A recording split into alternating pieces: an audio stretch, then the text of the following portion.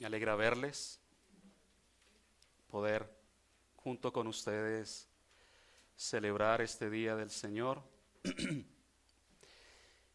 Quisiera invitarle que me acompañe al libro de los Salmos,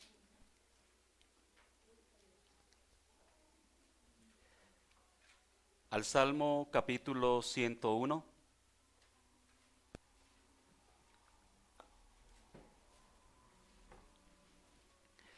Y vamos a hablar hoy bajo el título La determinación de un rey.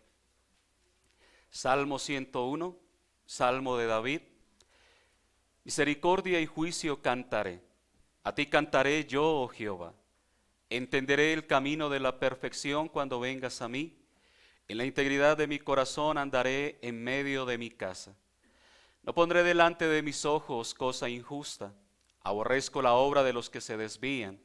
Ninguno de ellos se acercará a mí. Corazón perverso se apartará de mí. No conoceré al malvado. Al que solapadamente infama a su prójimo, yo lo destruiré. No sufriré al de ojos altaneros y de corazón vanidoso. Mis ojos pondré en los fieles de la tierra para que estén conmigo. El que ande en el camino de la perfección, éste me servirá. No habitará dentro de mi casa el que hace fraude, el que habla mentira, no se afirmará delante de mis ojos. De mañana destruiré a todos los impíos de la tierra para exterminar de la ciudad de Jehová a todos los que hacen iniquidad. Este salmo, mis hermanos, se titula Un Salmo de David. Un teólogo describe un trasfondo probable para este salmo. Él había ascendido, hablando de David, al trono recientemente. Había de reformar los abusos y las confusiones de los últimos años turbulentos que vivió la nación durante el reinado de Saúl. Este nuevo rey no se sentía un rey sobre todo, sino que se identificaba como el virrey de Dios. Y aquí declara lo que se esforzará por hacer en su monarquía, y es una forma de copiar el gobierno de Dios a través de su gobierno. David fue ungido 3 veces como rey. Samuel es quien unge a David en su juventud, en realidad como una profecía de su llamado y el destino que le esperaba a David en el futuro. Esto en el primer libro de Samuel, capítulo 16, versículo 13. Después de la muerte de Saúl, fue ungido como rey de la tribu de Judá en Hebrón. Esto en segundo libro de Samuel, capítulo 2, versículo 4. Y 7 años después fue ungido como rey de todas las tribus de Israel. Esto se nos narra en el segundo libro de Samuel, capítulo 5, versículo 3. Así que antes de tomar el trono sobre todo Israel, tuvo mucho tiempo para pensar en qué tipo de rey él debía ser.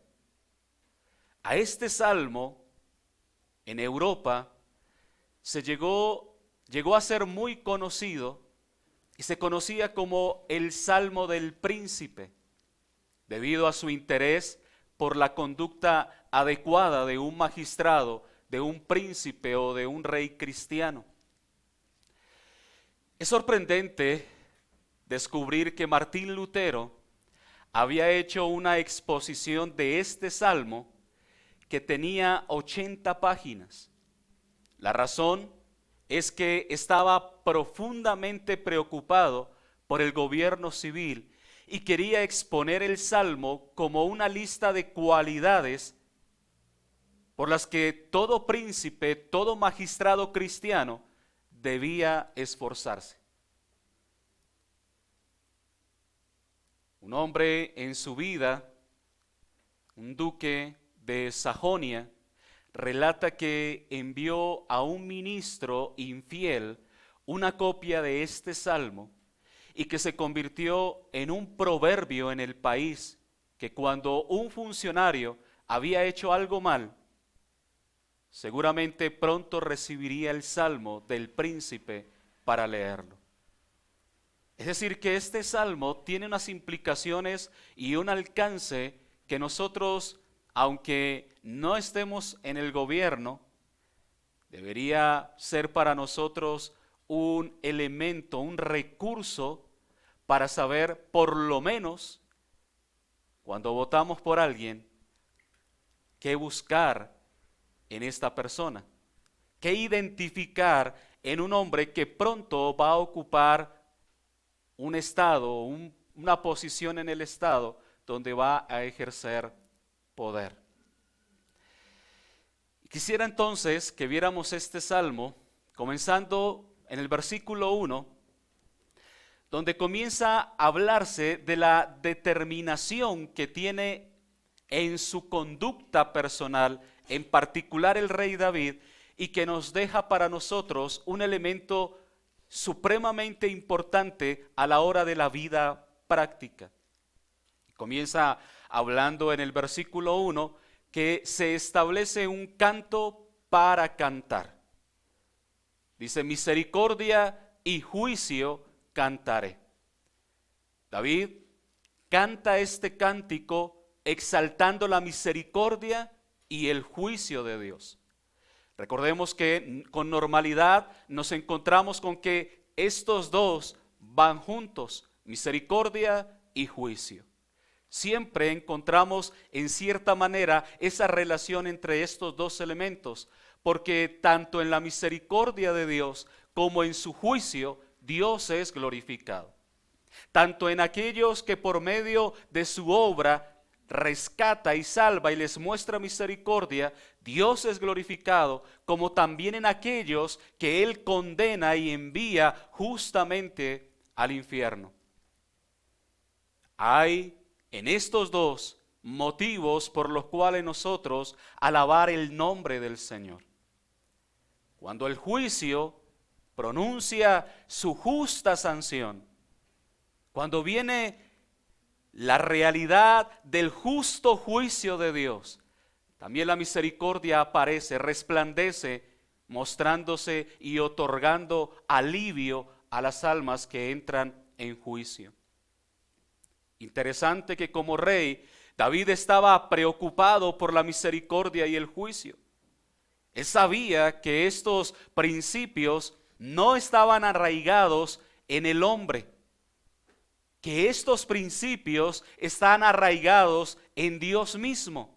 No es natural para nosotros como seres humanos sobre la tierra mostrar misericordia y actuar con juicio. Todo esto por causa del pecado. Pero Dios sí. Estos son principios que derivan de Dios mismo. Y antes de poder ejercer la misericordia y el juicio en su reino, David sabía que tenía que comprender y exaltar la misericordia y el juicio de Dios. Spurgeon dice, la misericordia y el juicio atemperarían la administración de David, porque los había recibido fervorosamente en las dispensaciones de su Dios. Así que su misericordia nos lleva a ver cómo Él anima al mayor de los pecadores a esperar y a descansar en Dios. Pero también sus juicios prohíben presumir al mejor de los hombres. Es decir, que la misericordia y el juicio llevan a que el hombre, la mujer que entiende esta obra de Dios, permanezca siempre delante de Dios de una manera equilibrada.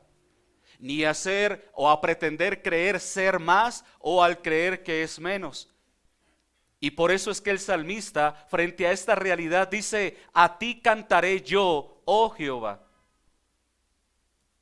David solo podía cantar de misericordia y justicia en referencia a Jehová, el Dios del pacto. ¿Y por qué es importante esto? Porque frente a esta realidad, este salmo involucra elementos pactuales que nos llevan a nosotros a reconocer que es Dios quien a través de su pacto muestra su misericordia, pero también su juicio. Porque Dios es la fuente de toda misericordia y es quien establece su justicia. Por lo tanto, el salmista, derivado de esto, de cómo su vida debería ser orientada, guiada a reconocer en Dios la misericordia y el juicio, su vida tendría que ser un reflejo, una imagen de tal verdad. Una vida justa, una vida en la presencia de Dios. De nada nos sirve cantar misericordia y justicia si no vivimos conforme a tal realidad. De nada nos sirve congregarnos el domingo delante del Señor y entonar cánticos a su nombre, alabarle, glorificarle, cuando nuestra vida no es consistente con tales verdades. No se alinea con la realidad que cantamos. Y entonces en el versículo 2, el salmista utiliza una forma expresiva donde hay una procura, hay un deseo, hay un anhelo de David, y ese anhelo, dice él, entenderé el camino de la perfección.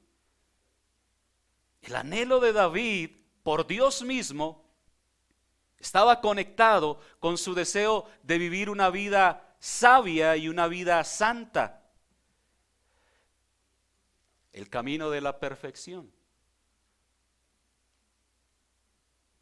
No se nos pide menos a nosotros. Cuando venimos a la fe, y ahora, ¿qué debemos hacer?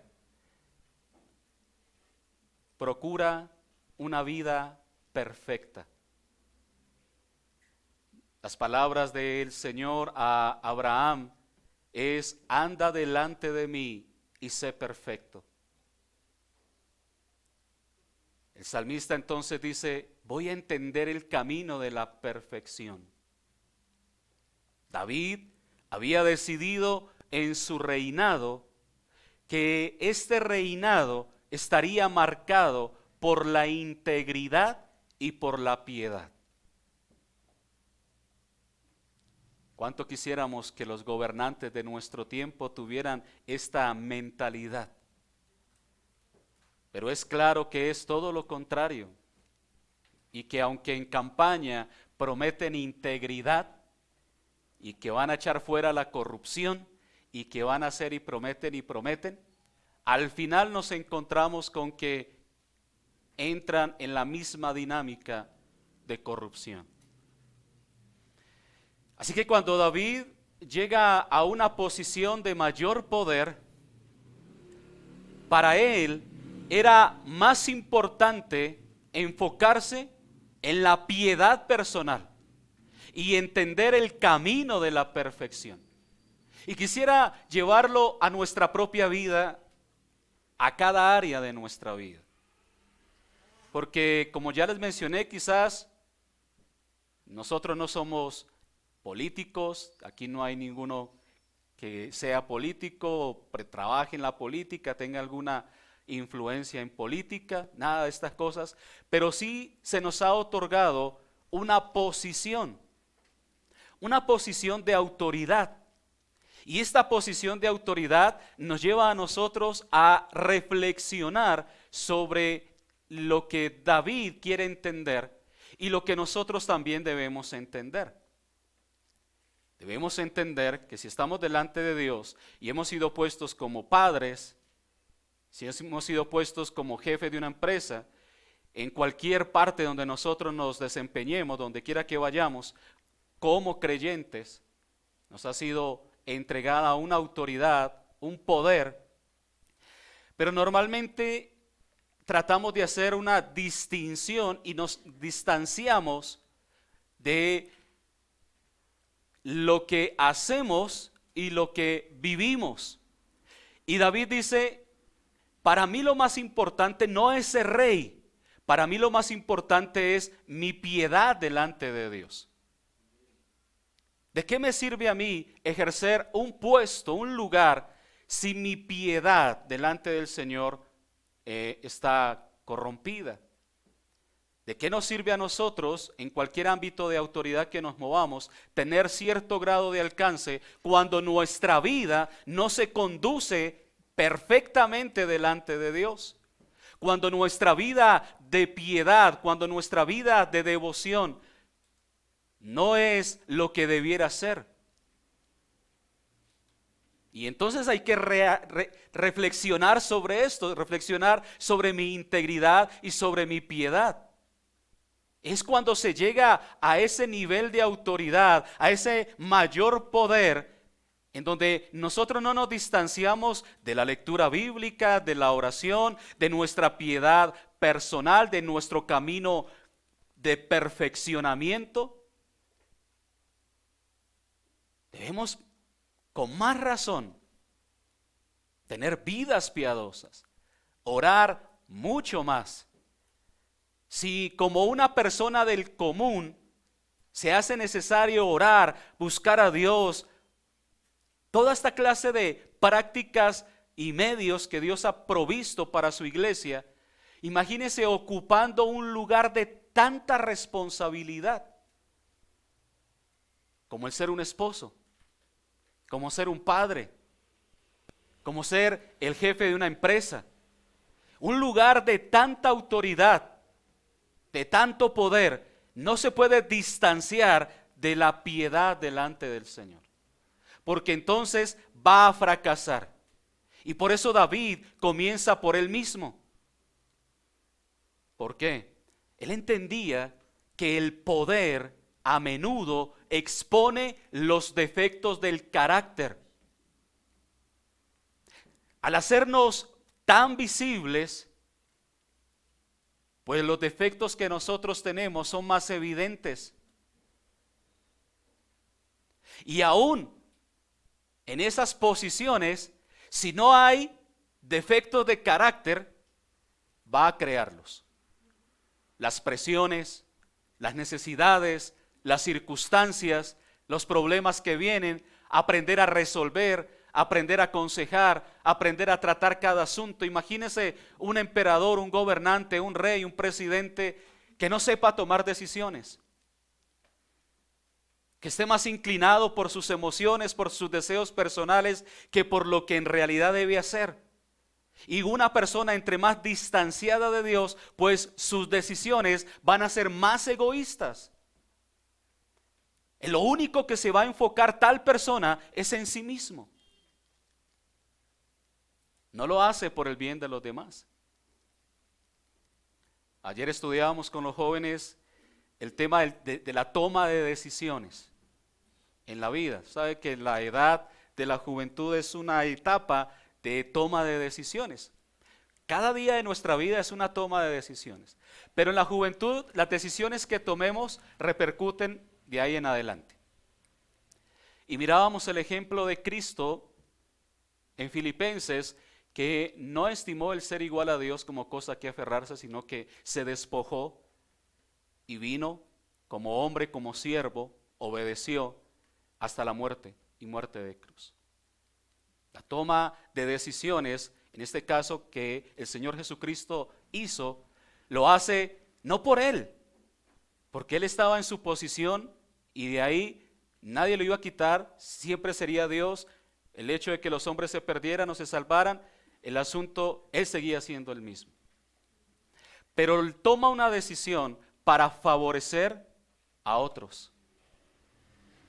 Y cuando nosotros entendemos de lo que se trata la vida, es que cada decisión que nosotros tomamos repercute en aquellos que nos rodean, positiva o negativamente. Va a haber una afectación. Así que cuando nosotros tenemos cierta autoridad en cualquier ámbito de nuestra vida, debemos pensar en esto, en que debe ser en plena dependencia de Dios cada decisión que tomamos, cada consejo que damos. Y por eso es que David tiene que comenzar por él mismo.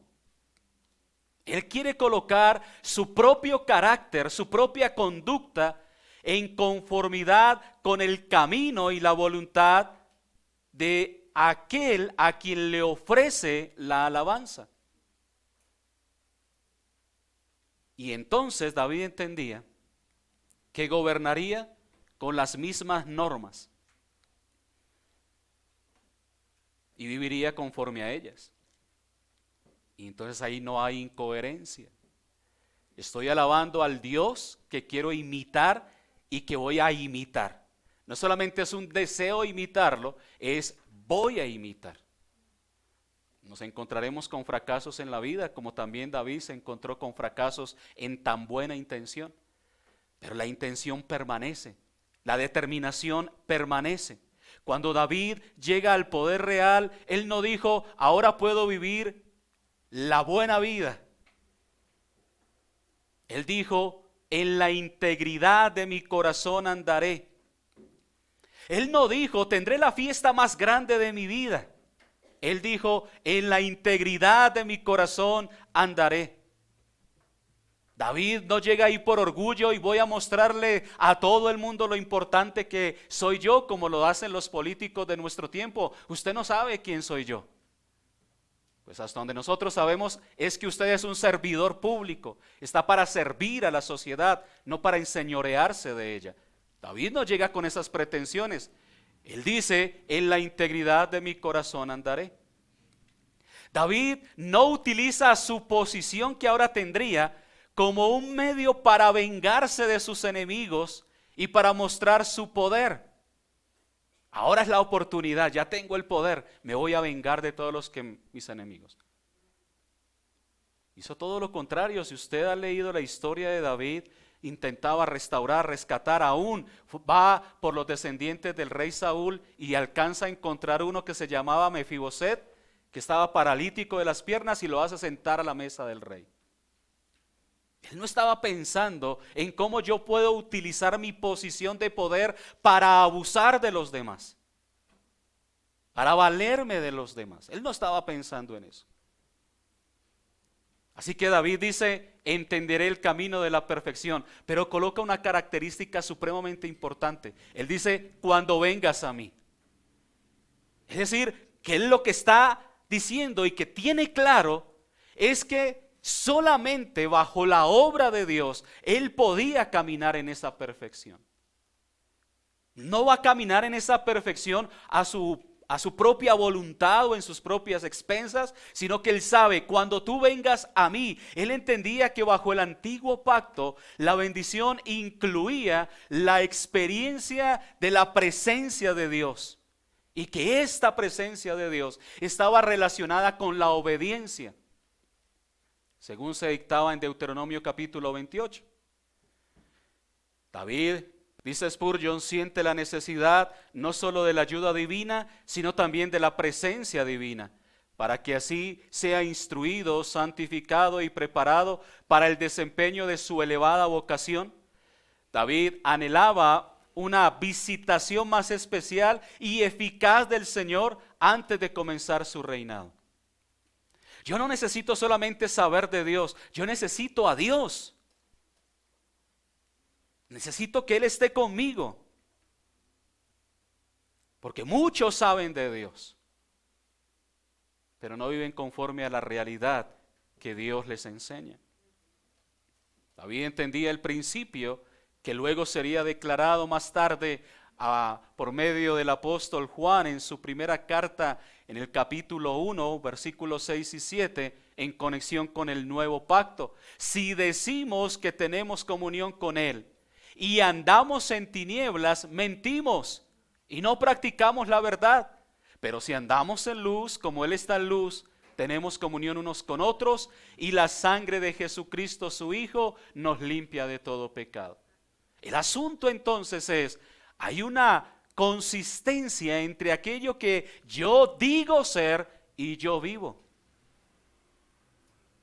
Y es por eso que, derivado de esta idea del salmista, llega a decir, en la integridad de mi corazón andaré en medio de mi casa.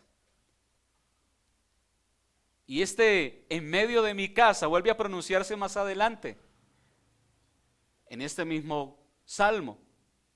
En la integridad andaré en medio de mi casa. Y luego en el versículo 7, no habitará dentro de mi casa el que hace fraude.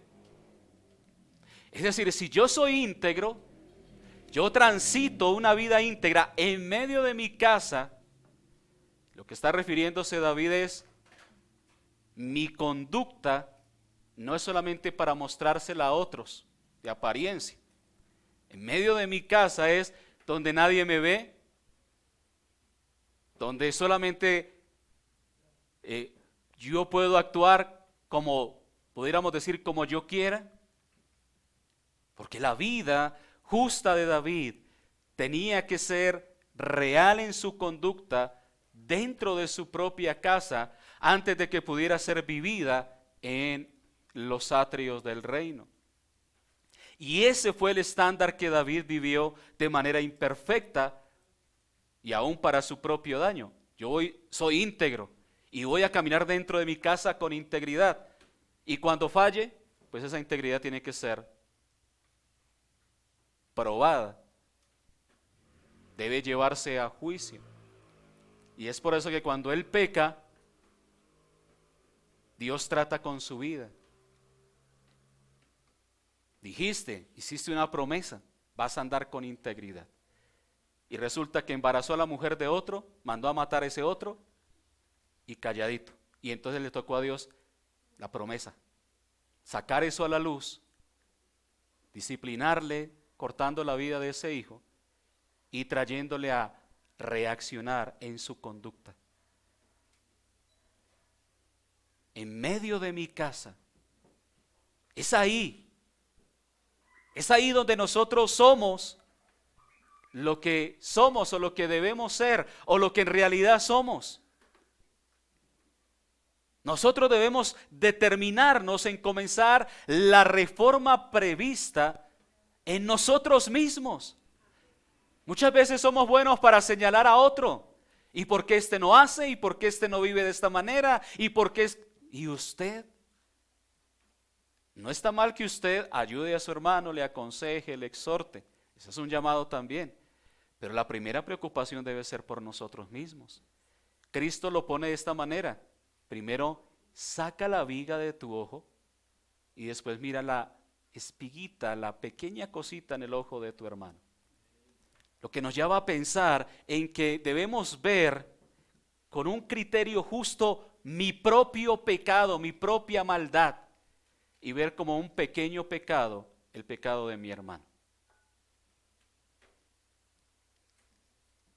En medio de mi casa, arreglaré mi vida, arreglaré mi familia debe vivir de esta manera. Ningún hombre puede hacer que la ciudad en la que habita se parezca a la ciudad de Dios si no sabe cómo comportarse en su propia casa. Lo primero que debe hacer todo hombre público que sirva a su ciudad por Dios, debe asegurarse de que su vida privada se ordene correctamente delante de él.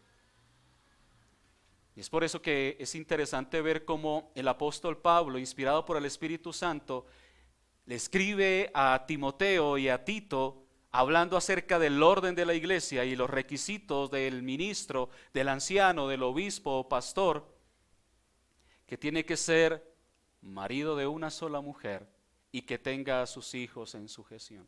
Porque el que no sabe gobernar su propia casa, ¿cómo gobernará la iglesia? Hay un lugar de autoridad, pero si no sabemos organizar nuestra propia vida, nuestra propia casa, ¿cómo pretendemos nosotros guiar una iglesia? Quiero que entienda eso, porque no es un asunto de perfección, pero debe evidenciarse esas características en la casa. Y esto no solamente para el pastor, es para todo hombre en la iglesia, para todo creyente. Debe ser marido de una sola mujer que tenga a sus hijos en sujeción. El hombre es quien tiene en su mano la espada. Dios le ha entregado al hombre la espada. al varón en su casa. Él es quien ejecuta misericordia y juicio. Y es ahí, en esa realidad, que usted es llamado a que delante del Señor viva conforme a esa regla, en integridad, siendo usted como hombre quien aplica conforme a su propia conducta, conforme a su propia vida, a otro lo que usted hace. Pero yo no puedo demandar a otros lo que yo no estoy haciendo. Y por eso hay muchos que llegan a la iglesia y los hijos los miran como que, pero usted en la casa no es así. Usted en la casa no se porta de esa manera. Usted en la casa hace aquello. Y en la iglesia pone cara de angelito. Perdón, en la iglesia pone cara de angelito. Y en la casa es angelito pero caído. ¿Y eso de qué sirve? ¿A quién pretendemos nosotros engañar con eso? Y es ahí donde nosotros debemos hacer ciertas preguntas. Y es: ¿cómo te va con tu familia?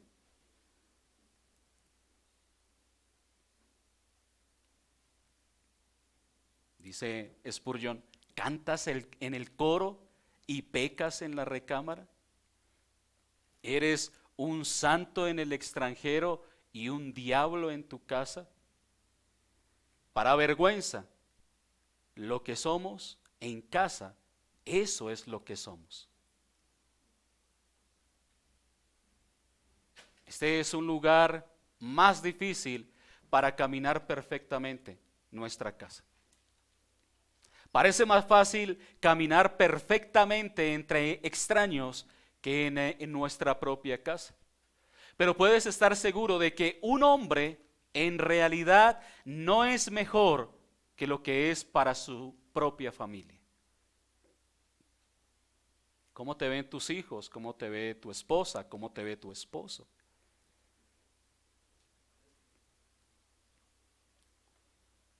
Ahí.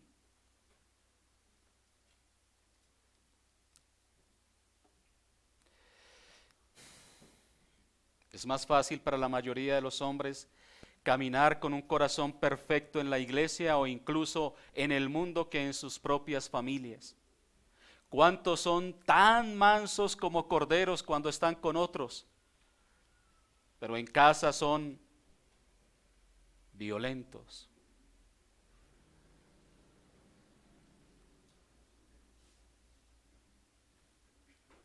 Entiende que en la vida del hogar Dios nos está educando.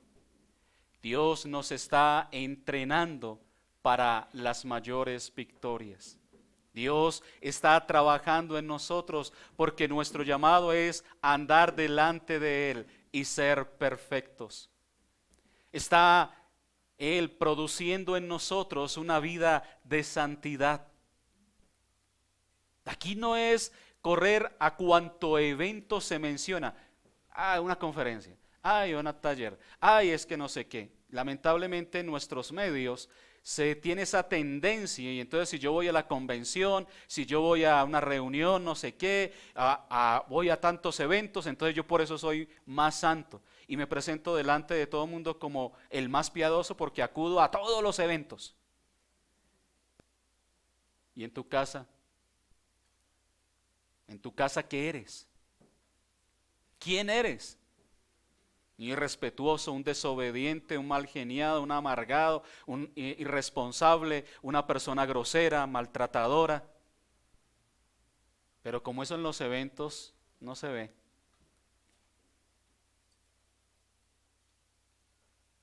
Y entonces David tiene que decir, como en esa posición de mi convicción es andar delante de Dios en esta vida de integridad.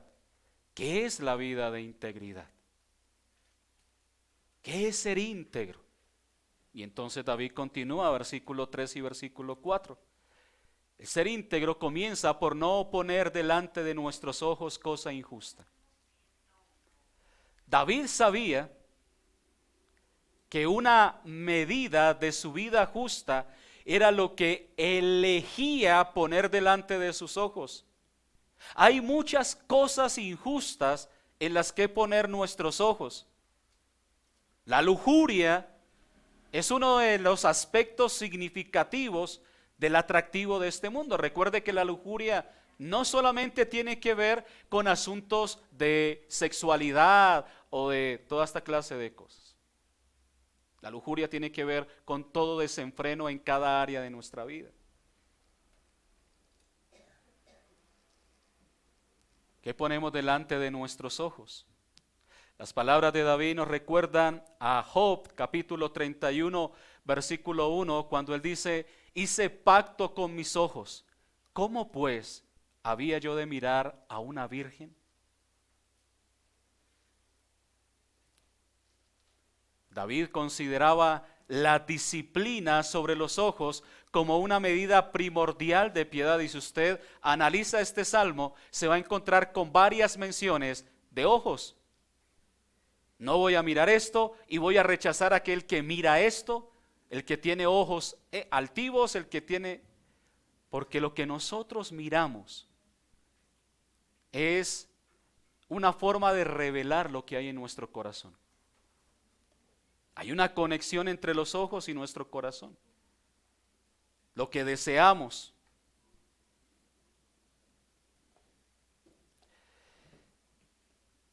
Si usted recuerda, y sé que lo recuerda, cuando David decide no ir a la guerra, él coloca delante de sus ojos injusticia. Y se asoma por su balcón y ve a una mujer bañándose, desnuda, y él la codicia. Y ahí comienza una etapa de su vida de pecado que Dios tiene que tratar. Fíjese, David tenía un propósito, pero que no quiere decir que no fuera a fallar en ese propósito. Pero había una verdadera intención, un verdadero deseo de vivir conforme a esta regla. El hecho de que nosotros deseemos y anhelemos vivir vidas rectas delante de Dios, no mirar cosa injusta, no quiere decir que por descuido, por una mala decisión, por cosas de que nosotros a veces descuidamos nuestra vida, puedan suceder. Deseamos que David hubiera vivido este principio de manera más consistente. Y David toma, aparte de eso, varias esposas. 7 tiene al final. En una aparente incapacidad para refrenar sus deseos sexuales, y fue desviado por la lujuria de sus ojos. Sin embargo, no debemos pensar que David fue un hipócrita porque no logró vivir completamente a la altura de sus altos estándares. No es hipocresía tener un estándar que no pueda cumplir en su totalidad. La hipocresía es cuando tienes un estándar para ti y un estándar más alto para los demás. Eso es hipocresía, eso es legalismo. Nosotros debemos aprender a tener estándares altos para una vida nuestra propia en sujeción y obediencia a Dios, y mirar con misericordia a los demás hermanos. David continúa diciendo: ¿qué más es una vida justa? Aborrezco la obra de los que se desvían. David sabía que si quería vivir una vida piadosa, sería prudente mantenerse a cierta distancia de los que tenían corazón perverso. Sabía lo que declararía más tarde el apóstol Pablo en 1 Corintios capítulo 15, versículo 33, las malas conversaciones corrompen las buenas costumbres. Hay una influencia, aunque nosotros no lo queramos aceptar, una influencia de las personas que nos rodean. ¿Con quién nos rodeamos? De ahí el dicho: dime con quién andas y te diré quién eres. Es que mis amigos, ¿y quiénes son sus amigos? Gente del mundo, gente pecadora, gente que lo lleva a usted a prácticas y a una vida que va en contra de la voluntad del Señor, pero son mis amigos. Ese es un mal concepto de amistad. En realidad, eso no son amigos. David refuerza esta idea y dice, ninguno de ellos se acercará a mí. ¿Por qué? Me gusta mucho cómo lo dice Spurgeon. El pecado es como la brea, es muy propenso a pegarse. ¿Saben qué es brea? Es muy propenso, como la miel, se pega. Así es el pecado. También hay un dicho de eso, ¿no? El que anda entre la miel, algo se le pega. Entonces dice David, yo prefiero que no se acerquen a mí. Mantener una distancia en cuanto a esta clase de vida. Corazón perverso, dice él, se apartará de mí. La perversidad del versículo 4 es, podemos decir, más deliberada, porque habla de una mente y una voluntad torcidas que odian la verdad pura y el camino recto. Es esa clase de perversidad, una perversidad que aborrece caminar a través de la justicia, que reconoce la ley de Dios, pero para ir en contra de ella. Eso es perversidad. Y por eso es tan relacionado con el pacto. Por eso se involucra tanto con el pacto, porque Dios establece a través del pacto una normativa de vida, una forma de vida. Y estos hombres, de los cuales David dice, me voy a apartar de ellos, tienden a ir en contra del pacto, a quebrantar el pacto. Y aquí se usa esta palabra perverso para un caballo rebelde. Si alguno de ustedes de pronto haya visto un caballo difícil de domar, que es rebelde y que se apresura por su impaciencia a irse a los abismos.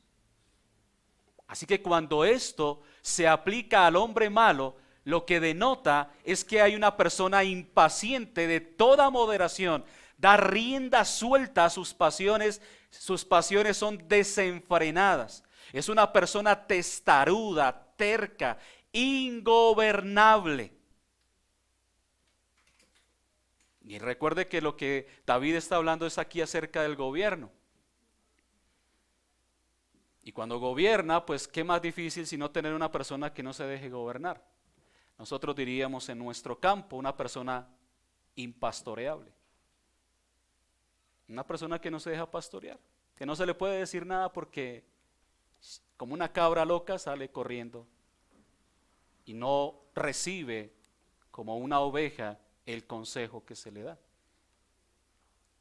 Esta persona perversa pisotea todas las obligaciones que tiene en cuanto a la religión y en cuanto a la virtud. Las tiene en poco. Y por eso David está diciendo, se apartará de mí. No conoceré al malvado. David sabía, entonces, que una vida justa debe tener algo de sentido de determinación al respecto. En esto debemos ser radicales. Y claramente, David no cumple perfectamente con su determinación. Pero sí su vida fue innegablemente mucho más piadosa con esta determinación que lo hubiera llegado a hacer sin ella. Él estaba determinado a ser santo, a ser perfecto. ¿Falló? Sí, pero su determinación estaba firme. Y es en eso en que nosotros debemos plantarnos. Nuestra determinación de ser santos, de ser justos, misericordiosos, vivir conforme a la regla de Dios. ¿Vamos a fallar? ¿Fallamos? Sí, pero seguimos con esa determinación. Caemos, nos levantamos, nos sacudimos y seguimos determinados a vivir para la gloria de nuestro Señor. La segunda parte de este salmo entra a hablarnos de la determinación en aquellos, ya no sería en Él, sino en aquellos que Él iba a nombrar. ¿Quién entonces? Yo ya tengo mi convicción, tengo mi identidad, esta es mi vida, voy a estar delante de Dios y voy a vivir de esta manera. Yo soy el rey y voy a vivir conforme a la verdad de Dios. Pero debo nombrar un gabinete. Y entonces, ¿a quiénes voy a poner yo en este gabinete? El versículo 5 pasa a mostrar a aquellos cómo él va a actuar oponiéndose a los que obran con maldad. Y entonces dice él, al que solapadamente infama a su prójimo, a esta persona no lo voy a conocer, no lo voy a reconocer, no lo voy a tener en mis filas. Y este es un pecado significativo y grave, porque es mentir o hablar mal de otro que está dentro de la ley. Lo peor que esta calumnia es que se hace secretamente, dice él, solapadamente. Y David estaba decidido a oponerse a todos los que hicieran esto. Él dice, los voy a destruir. Al que solapadamente infama a su prójimo, lo que busca hacer es la ruina de los demás. Esta clase de persona es una plaga común en el gobierno. Esas conversaciones de pasillo, tramando, buscando maneras de actuar para ganarse un bien. Toda esta clase de cosas que se manejan en los altos gobiernos. Solapadamente infaman. Y hoy día uno a través de las redes sociales se da cuenta de cómo este habla del otro, este otro habla del otro, el senador del otro senador, el representante del otro, hablan del presidente, hablan, y todo el mundo ahí eso parece, uno ve eso y dice, ¿cómo será estar allá? Eso es un infierno. Lo que se mueve en ese ámbito. Y por eso nosotros a la hora de elegir debemos pensar en esto. Cuando vengan votaciones, usted no piensa en que, ay, este me va a dar un bonito y me va a ayudar con mi pobreza, o me va a dar un mercado, o me van a dar tamal por votar. No. Usted está pensando en aquello que Dios demanda de los que tienen autoridad y poder. Y usted cuando trata, por lo menos en lo posible, de identificar en una persona candidata a eso, pues usted pone su voto sobre él. Infama a su prójimo. Un teólogo señala una traducción caldea de esto y su significado. Él dice, el que habla con triple lengua contra su prójimo. Con triple lengua. O sea, es una lengua viperina. Una lengua que lo único que hace es daño.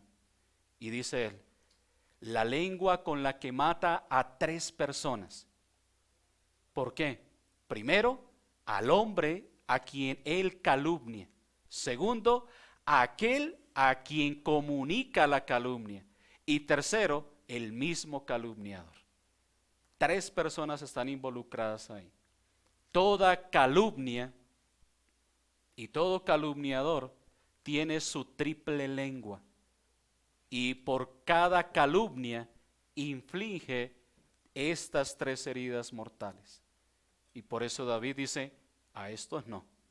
No sufriré ahora al de ojos altaneros y de corazón vanidoso. Aquí enumera David 2 pecados adicionales relacionados. La comunicación de la arrogancia por la expresión facial de los ojos altaneros, aquel que se cree más, y el corazón vanidoso detrás de la expresión. A todos los que se consideran mejores que sus vecinos, David dice, a eso no los voy a sufrir. Una persona orgullosa, vanidosa, arrogante, altiva, que se cree mejor que los demás, no. El orgullo de los ojos altaneros se mostrará muy fácilmente. Ustedes lo saben. Ustedes ven a una persona y dicen, la persona es como orgullosa. La forma en que mira y llega y mira por encima del hombro a todo mundo y como que es superior. Esa clase de personas, David dice, no van a estar conmigo. Versículo 6. Versículo 6 es el oasis en medio de todas estas características que llevan a David a decir, ¿quién no? Pero dice, ¿quién sí? ¿Quién sí va a estar conmigo? Los hombres que David sí elegiría para que sirvieran junto con él. Comienza diciendo, mis ojos pondré en ¿quiénes? Los fieles de la tierra para que estén conmigo. Fíjese que hay algo curioso en esto, y es que con normalidad se ha utilizado esta declaración como si fuera Dios quien la estuviera diciendo. Y no la está diciendo Dios, la está diciendo David. Obviamente esto es voluntad de Dios. Pero David está diciendo desde una postura radical en su gobierno, yo voy a poner mis ojos sobre los fieles de la tierra. Esos son los que van a estar conmigo. David se negaba a poner sus ojos en los que se consideraba mejores que los demás. En cambio, él pone sus ojos en los fieles y decidió que esos fieles serían los que habitarían con él. Cuando David buscó líderes, buscó a los fieles de la tierra. Y necesitamos nosotros personas que puedan entender esta realidad. ¿Qué es un fiel? Un fiel es una persona leal, una persona auténtica. No es una persona doble ni triple, no es una persona que es lo que es, que no muestra una apariencia, sino que muestra lo que es en realidad. Eso es un fiel, eso es una persona leal, una persona confiable. Y qué difícil, hermanos, hoy día encontrar personas así. Necesitamos fieles, los fieles de la tierra, para que estén con nosotros. Y es un líder sabio el que busca a esas personas y luego pone la autoridad en las manos de ellas. Una persona fiel, leal, pero no fiel y leal a David. No fiel y leal a su proyección, su proyecto de gobierno. Porque muchos pueden ser así simplemente por una conveniencia. Pero él dice, el que anda en el camino de la perfección, este me servirá. Él dice, yo voy a hacer y voy a caminar rectamente y perfectamente. Pero además de eso, yo necesito gente que también camine en esa perfección. Y esa perfección, recuerde que es delante de Dios. Así que no siguen el proyecto de David, siguen el proyecto de Dios. David busca a quien transite ese mismo camino con él, hacia hacer la voluntad de Dios.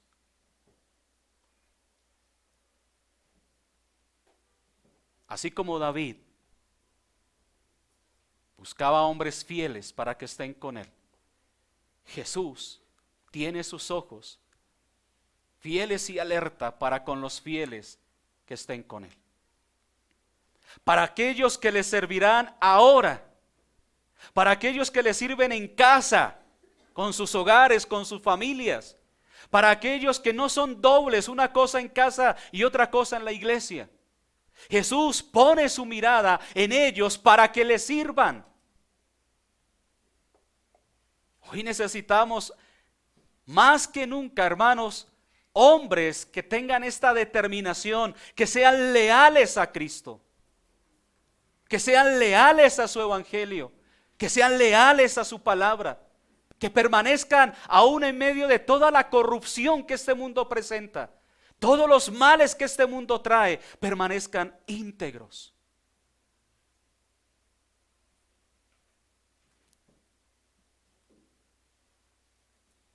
Mis hermanos, estamos en medio de una crisis. Y la crisis es que necesitamos hombres fieles.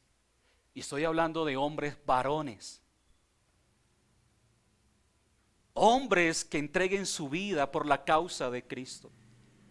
Hombres que con determinación, que sí, entendemos no vamos a ser perfectos, tenemos debilidades, tenemos luchas, pero que con determinación tenemos la intención de glorificar el nombre de nuestro Señor, de colocar nuestras vidas a su servicio, porque es el que anda en el camino de la perfección, el que servirá al Rey. Es aquel que su vida constantemente está dirigida, orientada a glorificar el nombre de Cristo, al nombre del Señor. Y entonces el Señor se va a complacer en tomar esta vida y ponerlo a su servicio. Hoy necesitamos siervos en la iglesia, necesitamos pastores. ¿Dónde están? ¿Dónde están esos fieles? ¿Dónde están esos hombres determinados? ¿Dónde están esos hombres valientes que están dispuestos a negarse a sí mismos, a negarse a los placeres, a negarse a los deseos de este mundo y a decir: heme aquí, Señor? David habla esto cuando llega al trono, prometiendo encontrar a las personas adecuadas para nombrarlas en su gobierno. Él rechazaría a los que hacen fraude, a los que hablan mentira. Buscaría a los humildes, no a los orgullosos, sabiendo que era mucho mejor confiar en ellos con autoridad y responsabilidad. Qué peligro, hermano, tener a un orgulloso con poder. Creo que tenemos la experiencia a plena luz. Los fieles.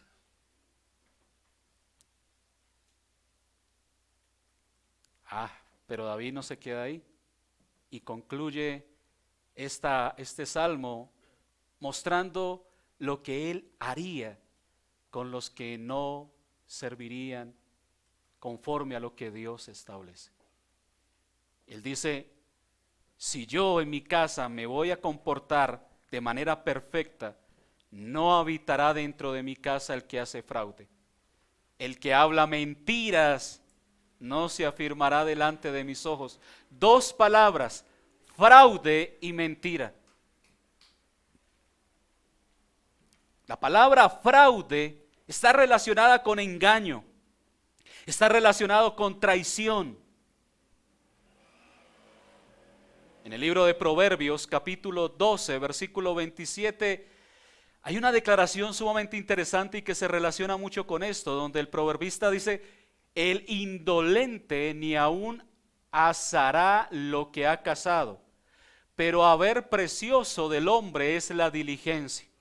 Curiosamente, esa palabra fraude se traduce aquí en Proverbios como indolente y tiene que ver mucho con lo que es la pereza. ¿No han escuchado esa expresión? Y esta persona salió un fraude. Lo contratamos para esto, pero es todo un fraude. Es una persona negligente, perezosa, no hay nada de diligencia en ella. No sirve para este puesto. En la Nueva Versión Internacional, este mismo pasaje de Proverbios 12:27 lo traduce así: el perezoso no pone a asar lo que ha asado, pero el diligente ya posee una gran riqueza. Es decir, que lo que David está diciendo es: no habitará dentro de mi casa el perezoso. No, yo no voy a mantener gente aquí, a tenerlo ahí viviendo como un rico sin hacer nada. Esto debería leerlo nuestro presidente, ¿no?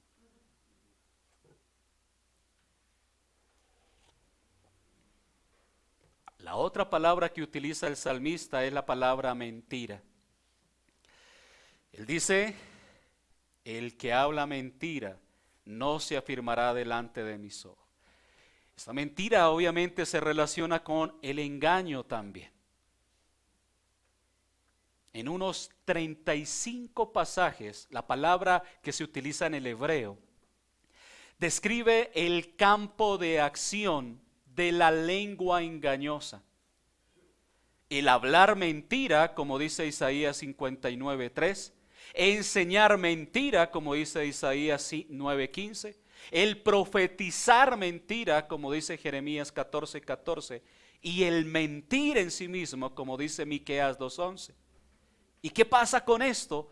Pues que la mentira no es en sí la mentira, es que revela un carácter engañoso. Es una persona que trama, que engaña, que se expresa en la forma de actuar. Es una persona que actúa traicioneramente. Así que no es solamente que diga mentiras, es que actúa y su vida toda está rodeada de tanta mentira porque solamente está pensando en él. En el segundo libro de Samuel, capítulo 18, verso 13, se utiliza esta palabra cuando dice: por otra parte, habría yo hecho traición contra mi vida, pues que al rey nada se le esconde. Fíjese cómo lo propone. Y tú mismo estarías en contra. Lo que está diciendo es: yo no debo ser un fraude, no debo ser un mentiroso. Al rey no se le miente.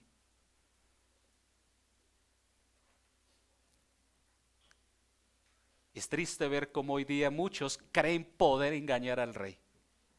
Creen poder engañar a Cristo en medio de la iglesia, valiéndose, siendo perezosos, y dicen: no, es que el Señor me revela por el Espíritu, entonces yo cuando voy a predicar abro la Biblia y lo que la Biblia me dé y empiezo a hablar porque el Espíritu pondrá las palabras en mi boca.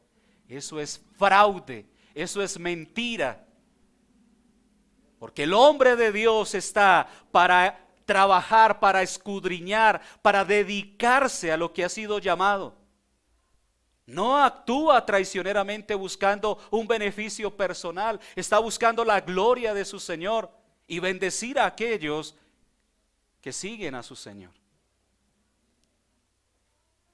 Esta gente que se describe aquí son los que hacen tratos engañosos. En Oseas capítulo 7, versículo 1, dice: mientras curaba yo a Israel, se descubrió la iniquidad de Efraín y las maldades de Samaria, porque hicieron engaño. Y entra el ladrón y el salteador despoja por fuera. Todos están ahí porque engañan, actúan, tratan las cosas de manera engañosa. Por tanto, esa palabra que se utiliza para mentir en nuestra traducción define una manera de vivir que contradice la ley de Dios. ¿Por qué? No, yo soy cristiano, pero su comportamiento, su vida, su dependencia de Dios, su motivación, contradice toda la ley de Dios, contradice el pacto de Dios. Eres un hipócrita. No vives lo que sabes que debes vivir. El salmista, deseoso de seguir a Dios, ora, como se menciona en el Salmo 119, verso 29 y 30, aparta de mí el camino de la mentira, y en tu misericordia concédeme tu ley. Escogí el camino de la verdad, he puesto tus juicios delante de mí.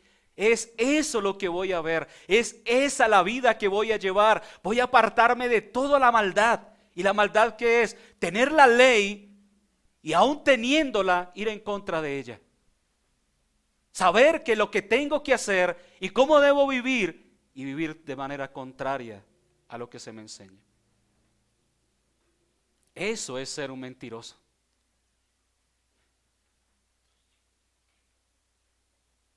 Y por eso David se levanta en el versículo 8 y dice: de mañana destruiré a todos los impíos de la tierra.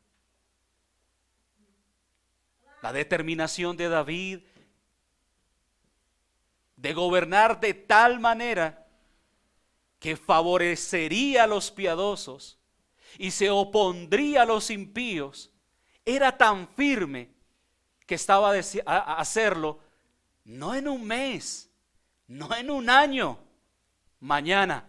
Hoy me siento en el trono, mañana comenzaré con esto. Determinación. ¿Qué esperas para hacer las cosas como Dios te dice? ¿Por qué lo pospones?